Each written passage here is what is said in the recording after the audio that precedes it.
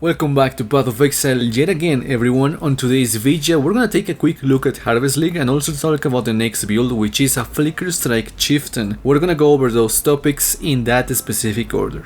Yes. But before we go there, hey, if you're new around here and you enjoy the content, be sure to subscribe to the channel. Otherwise, a rating and a comment help spread the video to the masses. We are on the road to 600 subbers, and I'm actually confident that we can hit 700 before the month ends. But we can only achieve this with your help, random viewer. Anyways, let's talk about Honest Work League, aka HarvestinLeague. Now, just as a small disclaimer, I'm not gonna go in depth and explain everything about the new content that's coming, because quite frankly, I'd rather wait until we can play around with it to have a firm grasp on the mechanics. With all of that said, HarvestinLeague is all about the crafting, which in turn is a nice change of pace in relation to the last two leagues. So to achieve the goal of crafting the good stuff, we're gonna be looking out for seed caches on each area we explore. We're then gonna take the seeds through Oshavi's portal, which will sow and grow monsters that will reward us with the goods. From my understanding, every few maps or areas we're gonna be able to harvest the monsters that we grow. Every monster that we defeat gives us quote-unquote life force. Said life force is going to be used as fuel to craft the things we want. The more monsters we can handle during the encounter, the more crafting juice we secure.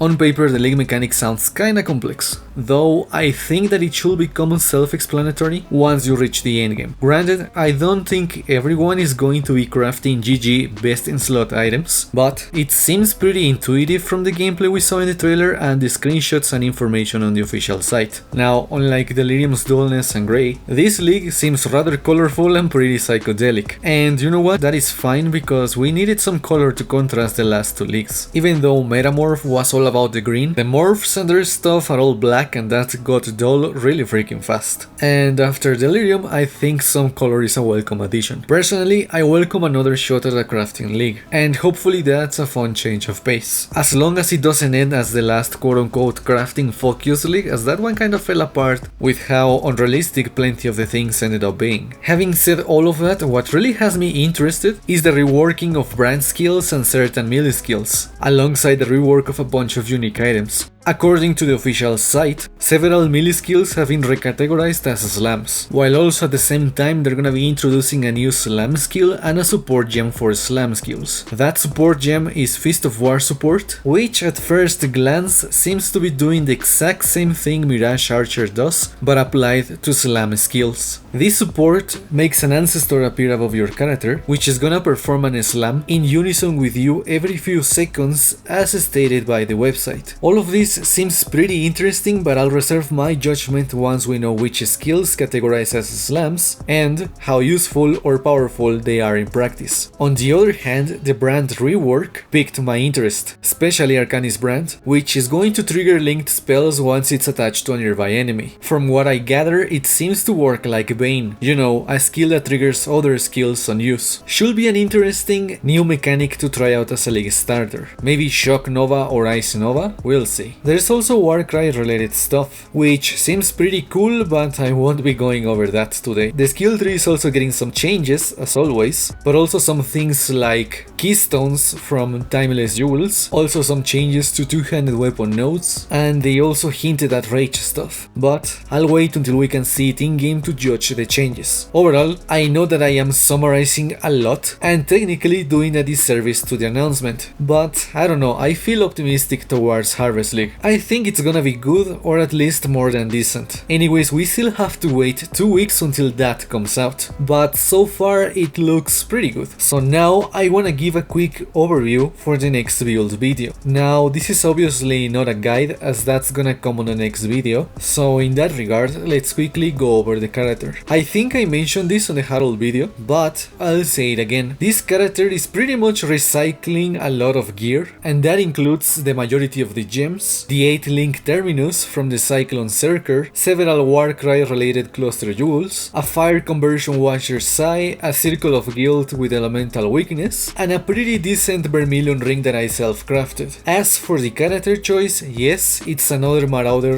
related build, and I chose the Chieftain for the usual fire conversion and fire penetration damage bonuses, alongside the Watcher's Sai that converts Fist to fire and the Chieftain's fire conversion. We still still need a little bit more conversion, and that is achieved through the gloves. These gloves are a pair that I crafted myself after spamming essences. I then chose to slam the gloves with a Warlord Exile because I wanted an extra frenzy charge, but I hit melee damage, and that's okay because that is pretty huge either way. The helmet was also crafted, but this one followed the process. I traded for a helmet with a flicker damage enchantment, which then got slammed with a Warlord Exile. I then rolled it for elemental damage, then I acquired a Shaper helmet with nearby enemies take increased elemental damage. Finally, I took an Awakener Serve, then I took the Shaper helmet and Awakener slammed it into the Warlord helmet with the enchantment. And as you see, the end result is pretty decent. For the boots, originally I was gonna use Warlord influence boots with Gain Fizz as extra fire, however I wasn't very convinced of the boots I had, and instead I decided to try my luck again at Awakener Orb Gambling. So I got a pair of 2-tone boots with elemental penetration as an enchantment, then I used a Warlord Exile on them, and I rolled them until I got Fizz as extra fire. Then I acquired a pair of Hunter boots with Tailwind on crit, and finally I took another Awakener Orb, and then I slammed the Hunter boots into the Warlord boots, and I ended up with a decent roll. To which I decided to slam with a regular Exalt, and you can probably guess what crap the Exalt added into them. The next thing on the list was the Amulet, which was some random amulet that I found, that I then proceeded to slam with a Warlord Exalt and got Fizz as extra fire. As a side note, I've attempted this countless times and it finally worked.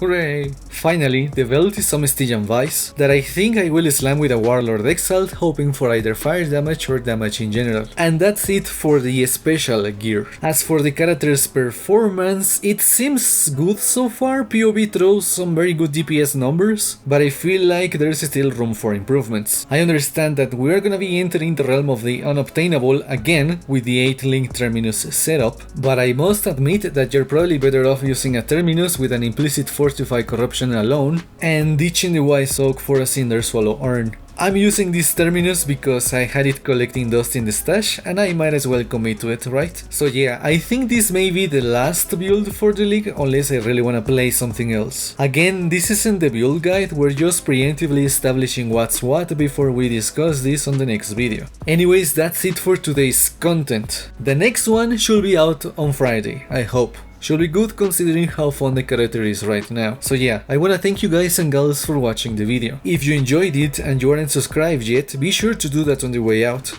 Otherwise, a rating and a comment help the channel grow. And with that, I hope to catch you on the next video. Take care and peace out.